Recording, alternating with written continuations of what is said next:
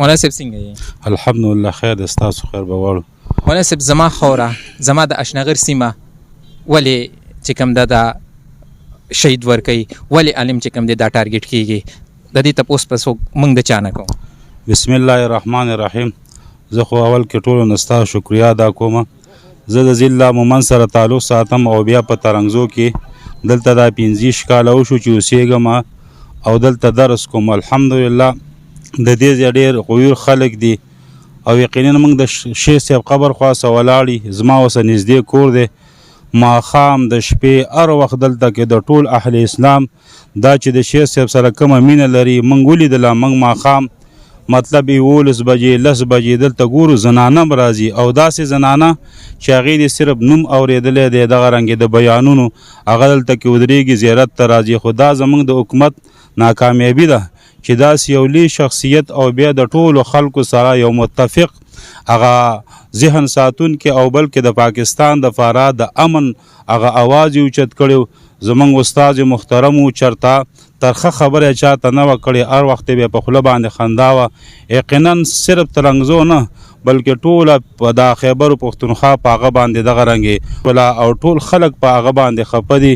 نو زمونږ د دې حکومت نه دا په زور مطالبه ده چې د قاتلان دي زر تر زره گرفتار شي. که چېرته دا گرفتار نشي نو د شیخ ادریس صاحب استاد محترم دا اینه به انشاءالله انقلاب راولي او نور په داسې احتجاجونو باندې کار نه کېږي ظاهري. موږ به په دې باندې یو میټنګ کوو، علما به په دې باندې یو میټنګ کوي. نن 3مه ورځ ده، الله یې چا صدې د خلکو ته ځای خیر ورکړي، ماشومانو زنانو ټول صحافیانو ورونو دادا په لیلارو کې ولاړې دي، هر رنګه خدمت چې د چا نه کېدی شي هغه کوي. او دلته وګورئ تاسو مخامخ دا قبر راولي، دا داسې ده لکه چې سړی مړی دفن کوي. نن 3مه ورځ ده، په دې باندې په ماخوستن ماښام غرمه سار دا دغه رنګیره شوي او داسې د دواځی کې. نو زه د ټولو خلکو ته موږ دلته کې د دوی شکریا ادا کوو، الله یې ځای خیر ورکړي. څومره خلک چې په جنازه کې راغلي، یقینا زموږ دلته یو مدرسه ده، اول ورځ په شاړه کې 15 موټرسایکل ولاړ او په شاړه کې چاته ځای نه معلوم، هغه موږ راوستې او مدرسه کې مدرولې. اوس هم داسې ګاډي چې د خلکو نه دومره رشه وه په جنازه کې چې د خلکو نه د خپلو ګاډو ځایونه ایرو.